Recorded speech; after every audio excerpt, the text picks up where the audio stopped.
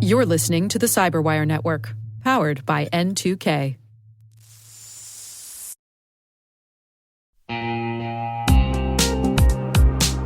When cyber threats strike, minutes matter. Booz Allen brings the same battle-tested expertise trusted to protect national security to defend today's leading global organizations.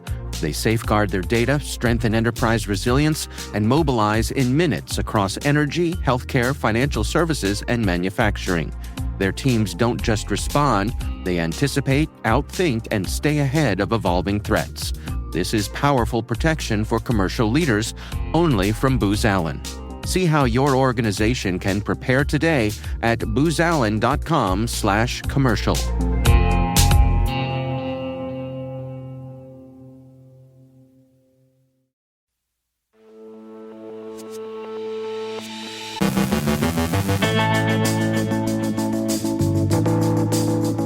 Iran threatens tech firms as hackers strike Stryker. The EU advances efforts toward digital sovereignty. A foreign hacker stumbles upon the FBI's Epstein files. Doge uses ChatGPT to cull humanities grants. Meta claims increased efforts against scams. A Wisconsin ambulance provider discloses a data breach. CISA shortens the patch deadline for a critical SolarWinds vulnerability. We preview this year's RSAC 2026 Innovation Sandbox with Cecilia Marinier and Paul Kocher. And dangerous digital diets miss the mark.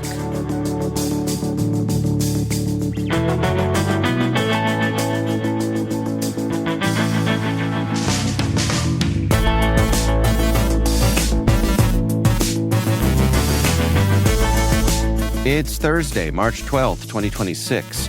I'm Dave Bittner, and this is your CyberWire Intel Briefing.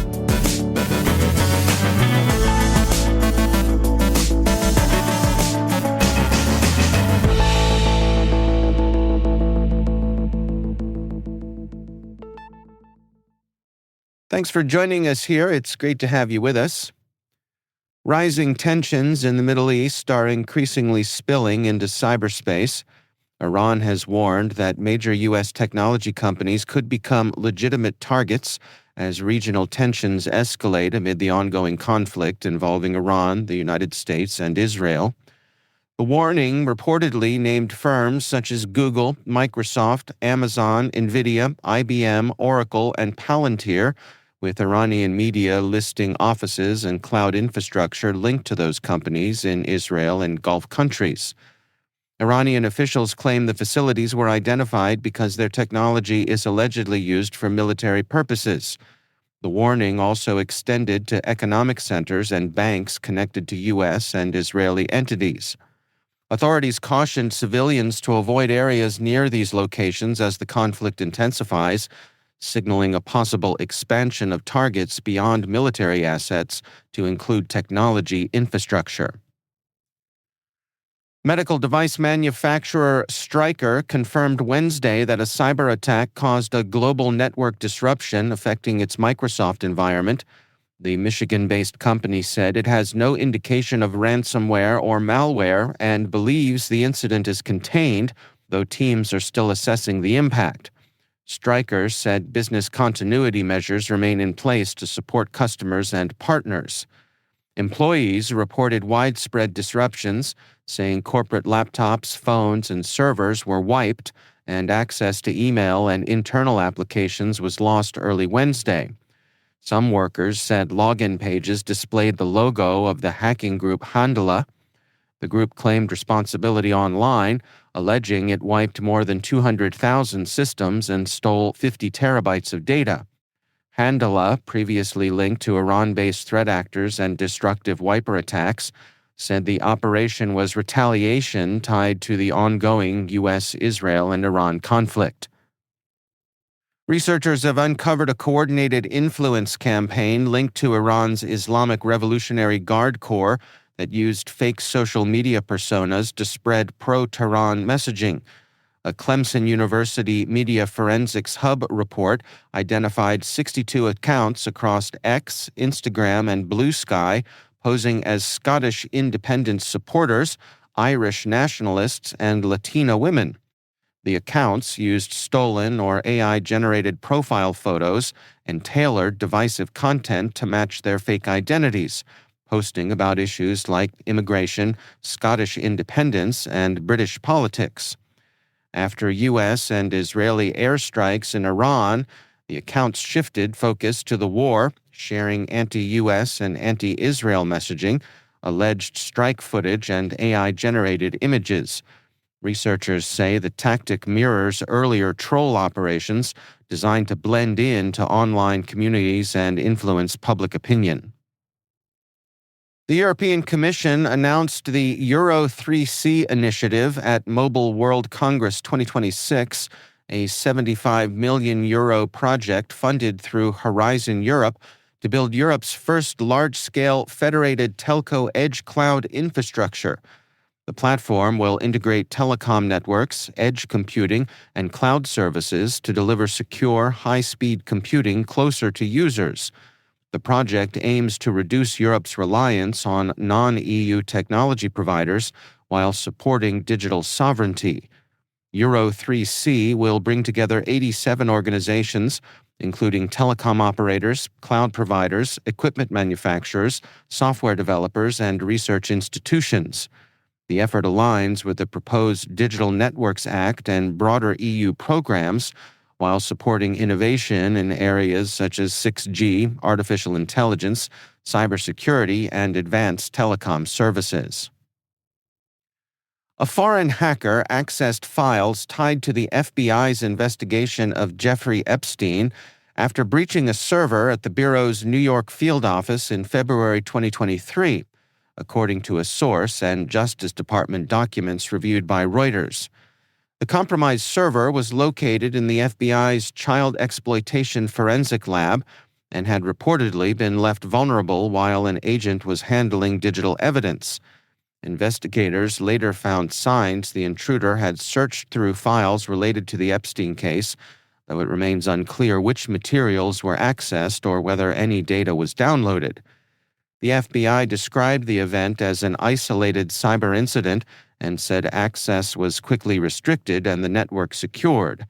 According to the source, the hacker appeared to be a cyber criminal rather than a government actor and reportedly did not realize the server belonged to the FBI until agents confirmed their identity during a video call. Court documents reveal that officials from Elon Musk's Department of Government Efficiency, Doge, used ChatGPT to help identify humanities grants to cancel at the National Endowment for the Humanities in 2025. The chatbot was prompted to determine whether projects were related to diversity, equity, and inclusion, using brief online summaries rather than full proposals. The process flagged hundreds of grants, including projects on Black newspapers, Holocaust history, indigenous language archives, and American music scholarship. Doge ultimately recommended terminating over 1,400 grants approved during the Biden administration, reclaiming more than $100 million, nearly half the agency's budget. Acting Chairman Michael McDonald approved the cancellations, describing the move as creating a clean slate aligned with the Trump administration's America First priorities. Academic organizations have filed lawsuits arguing the cuts were politically motivated and violated constitutional protections, claiming the process targeted scholarship involving race, gender, and marginalized communities. Meta says it removed 159 million scam ads in 2025 and shut down 10.9 million Facebook and Instagram accounts tied to scam operators as the company promotes new efforts to combat online fraud. It says most fraudulent ads were detected automatically before users reported them, and that it's increasingly targeting entire scam networks. The announcement comes amid growing scrutiny from U.S. lawmakers who've questioned whether Meta's business model gives it sufficient incentive to police scam advertising. A Reuters investigation previously suggested that a significant share of the company's ad revenue could come from ads linked to scams or banned goods, a claim Meta disputes. Many fraud operations originate from organized compounds in Southeast Asia running pig butchering investment scams. Critics say the scale of the problem highlights how easily scammers continue to exploit social media platforms. Bell Ambulance, Wisconsin's largest ambulance provider, disclosed a data breach affecting over 237,000 people following a ransomware attack attributed to the Medusa Group. Attackers accessed the company's network between February 7th and 14th, 2025, and demanded a $400,000 ransom, which the company reportedly refused to pay. The group later published the stolen data on a dark web leak site. Compromised information includes names, birth dates, social security numbers, driver's license numbers, financial account details, medical records, and health insurance information. Although some victims were notified in April of last year, the company said the full scope of the breach was not confirmed until this past February. Bell Ambulance is offering affected individuals 12 months of credit monitoring and identity theft protection. CISA has shortened the patch deadline for a critical vulnerability in SolarWinds web help desk after reports of active exploitation by cybercriminals and nation-state actors. Federal civilian agencies must remediate the flaw by today. The vulnerability allows remote attackers to compromise the IT service management platform, potentially exposing sensitive data such as network architecture, user credentials, and security tickets, while enabling lateral movement within networks. This marks the third emergency patch directive in a month for the same SolarWinds tool, underscoring the urgency for organizations to apply the latest security updates.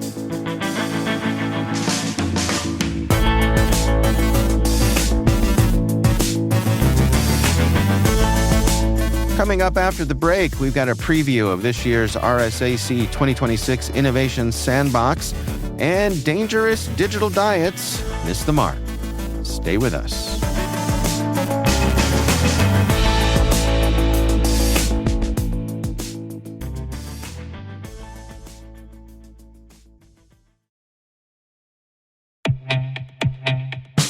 AI is changing how enterprises operate and how they stay protected. It's time to eliminate risk and protect innovation.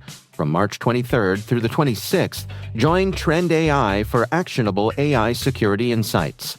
Catch impactful sessions at RSAC, then unwind and grab a bite at their lounge in Trapesueño. Experience industry-leading AI security in person, engage with the experts, and get your chance to win $500,000. San Francisco, let's AI fearlessly. Learn more at trendmicro.com/RSA.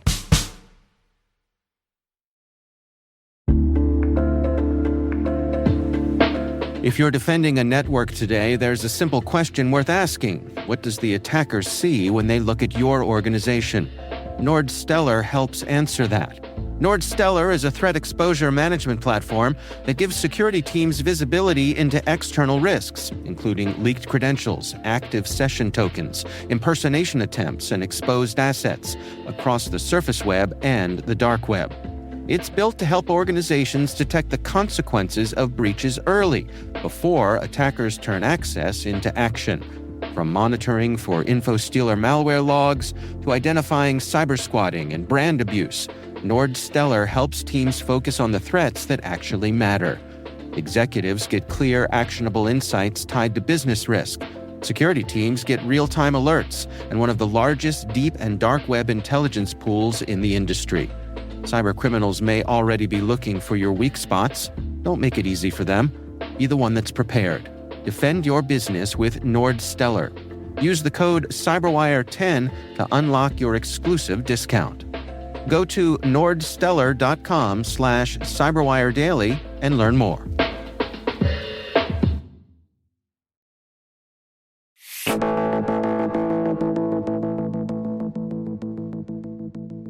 N2K CyberWire are proud media partners of the RSAC conference. And today we've got a conversation with Cecilia Marinier, cybersecurity advisor for strategy, innovation, and scholars at RSAC conference. along with Paul Kocher, who's one of the judges of this year's Innovation Sandbox. Cecilia, Paul, welcome. It's a real pleasure to have you back. And it's one of my favorite times of the year as we sort of get on board the excitement leading up to RSA conference. And this year is no different. And one of the most exciting things for me is, of course, the Innovation Sandbox. And this year we've got quite a group lined up for us. Before we dig into the names, though, can we just start with a little background here? Cecilia, for people who aren't familiar with this program, what's it all about? RSAC Innovation Sandbox Contest is the leading contest that helps identify the future of where the industry is going.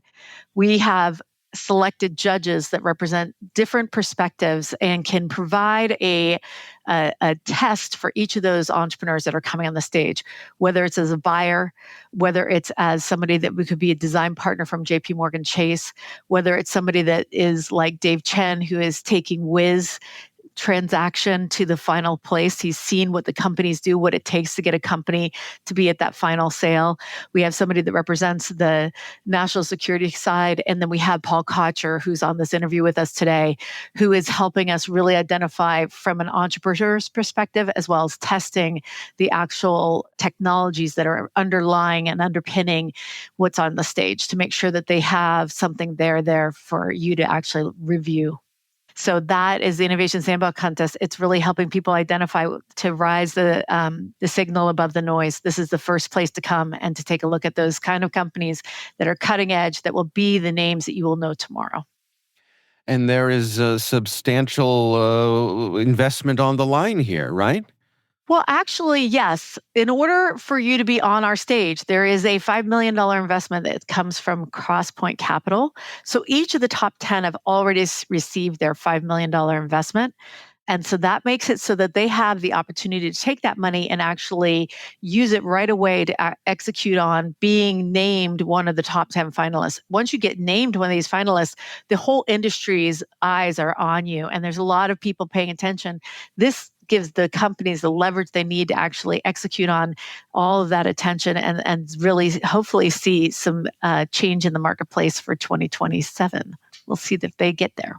So, Paul, you've been a judge here. This isn't your first year, so you've done this a number of times. What do you look forward to here? What's your part as a judge? And I come from a more technical direction, so I like seeing what technical approaches the companies are taking, how they're going about trying to stand out in a market that's just incredibly crowded.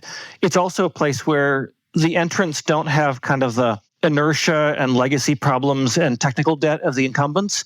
It's also really fun to kind of see how the market is tipping and tilting, where you've got these different participants with different natural advantages. And this is really a place where you can see kind of one side of that really playing out.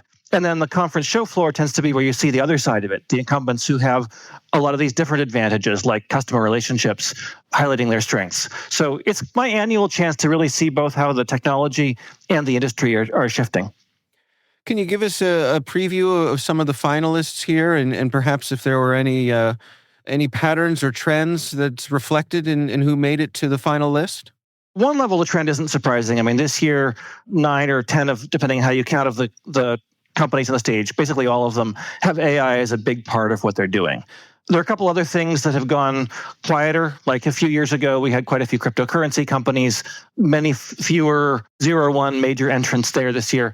The thing that really stands out this year, though, is AI is no longer kind of a differentiator by itself. It's assumed that everybody's going to have AI as part of their fundamental strategy.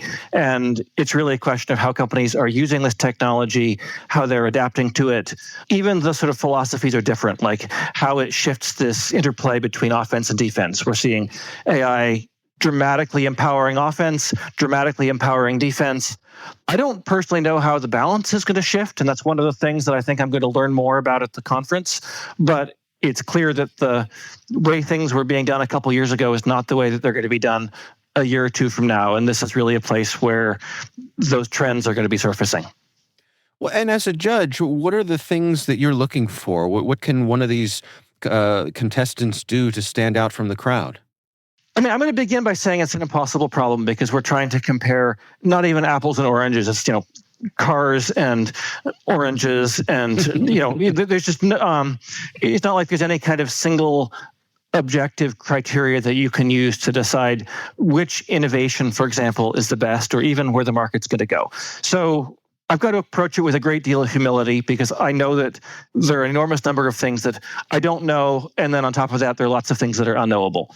There are certain trends, though. I mean, if you have a really strong team, those are more likely to be successful than teams that aren't as mature. There's a piece around the technology about whether there's really a new approach or in some cases, it's an algorithm or a piece of software. In other cases, it's a new way of viewing the market. I'm personally excited about the companies that have really strong technical differentiators. There's some of the other judges who are maybe more focused on that question of, kind of what's the go-to-market strategy look like. And that's partly why having a team of judges is kind of fun because we have to reach a consensus about how these all come together with a particular company. It's a really challenging process, especially in the last few years where the quality of the entrance has gone way up. And personally, I think the reason for this is that security is one of the places where innovators have the greatest opportunities. So some of the smartest, most capable technology innovators are attracted to the opportunities in security, but that means then that the quality of the competition is just spectacularly high. There are an enormous number of brilliant people competing for these opportunities. So if I look at the entrance this year, if there had been 50 or 75 spots on the stage, they could have been filled with strong companies. And the whittling down to 10 was really difficult. Cecilia, can you set the stage for us here? I mean, one of the things that impresses me year after year is just both the scale and the energy of what's going on in that room. It's true. The way that we're working this year, I'm so excited about it because we're doing something different to give a little bit of FOMO. We want you to be in the room. So when you get there, and I'm going to keep a little bit of this behind the curtain so that it will be a surprise. But let's just say that we're going to start to try to gamify and to make something really interesting for people who are actually in the room. So not only are you getting this high octane contest that's on the stage, super fun all the way through, and then you get to see who the winner is. That's awesome.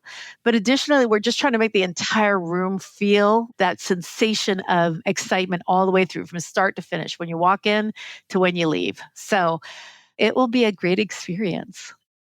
Yeah, like I said, I'm very much looking forward to it. If you've never been, you're in for a treat. I think it's fair to say it's probably a bigger room than you're expecting it to be, and the amount of energy, particularly when that winner is announced, there's really nothing else like it.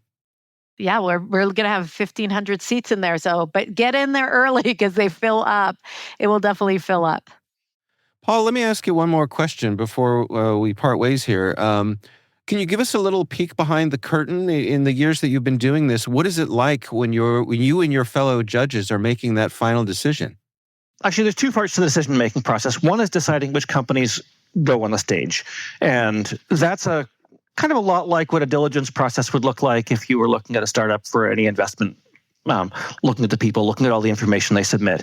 The behind the stage is super interesting because it's surprising to me how much opinions shift there.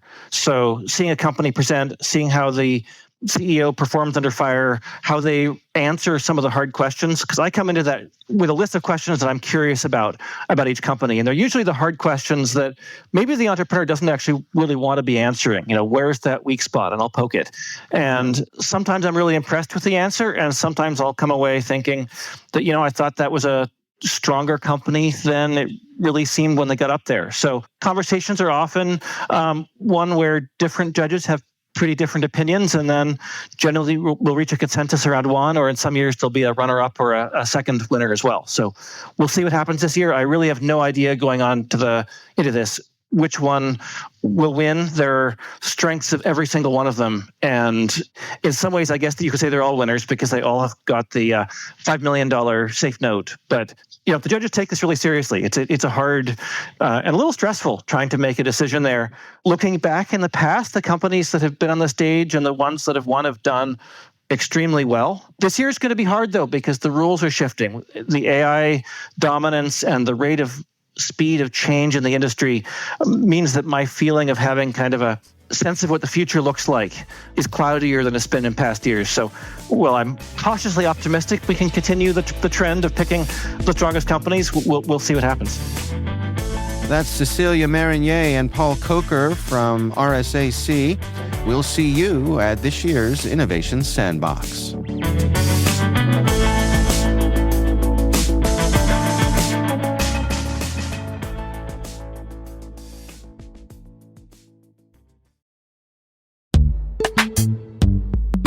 No, it's not your imagination. Risk and regulation really are ramping up, and customers expect proof of security before they'll sign that deal.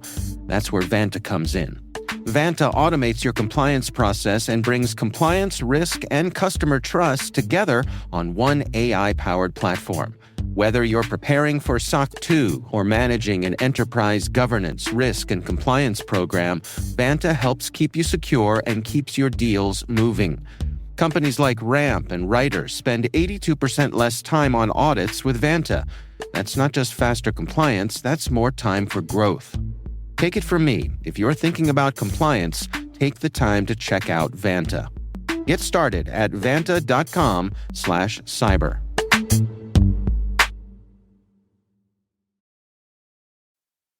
This episode is brought to you by Indeed. Stop waiting around for the perfect candidate. Instead, use Indeed sponsored jobs to find the right people with the right skills fast. It's a simple way to make sure your listing is the first candidates see. According to Indeed data, sponsored jobs have 4 times more applicants than non-sponsored jobs. So go build your dream team today with Indeed. Get a $75 sponsored job credit at Indeed.com/podcast. Terms and conditions apply.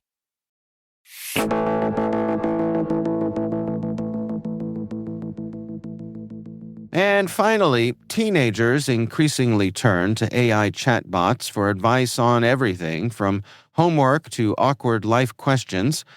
But a new study suggests nutrition guidance may be one area where the bots should sit this one out. Researchers in Turkey asked 5 popular AI models to generate 3-day meal plans for hypothetical 15-year-olds. The results, reviewed by dietitians, were consistently underpowered. The plans typically cut about 700 calories per day, leaned heavily toward protein and fats, and sharply reduced carbohydrates. For growing teens, that's less diet plan and more skip a meal and hope for the best. Experts warn such deficits could disrupt hormones, delay growth, and increase injury risks, particularly for student athletes. Carbohydrates, they note, play a key role in normal development.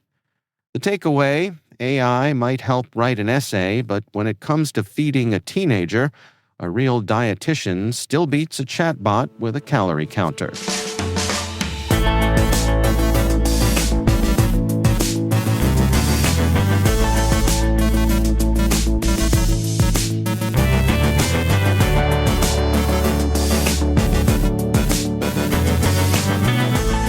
And that's the CyberWire. For links to all of today's stories, check out our daily briefing at thecyberwire.com. We'd love to know what you think of this podcast. Your feedback ensures we deliver the insights that keep you a step ahead in the rapidly changing world of cybersecurity. If you like our show, please share a rating and review in your favorite podcast app. Please also fill out the survey in the show notes or send an email to cyberwire@n2k.com. N2K's lead producer is Liz Stokes. We're mixed by Trey Hester with original music and sound design by Elliot Peltzman. Our contributing host is Maria Vermazis. Our executive producer is Jennifer Iben. Peter Kilpie is our publisher, and I'm Dave Bittner. Thanks for listening. We'll see you back here tomorrow.